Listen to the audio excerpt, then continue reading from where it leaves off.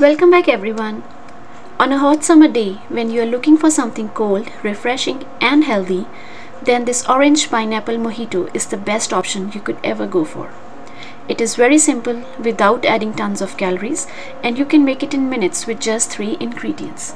So let's get started. We'll start by cutting some blood oranges into halves and squeezing fresh orange juice out of them. Blood oranges are 9 times rich in oxidants as compared to the regular oranges and lower the risk of chronic health problems like cancer, heart disease and diabetes.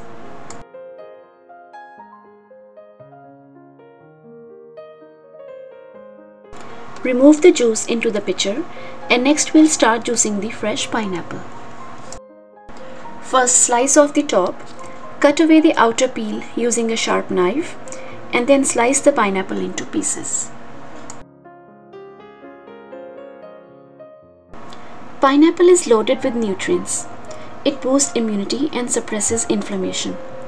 Pineapples also eases arthritis symptoms and help reduce the risk of cancer.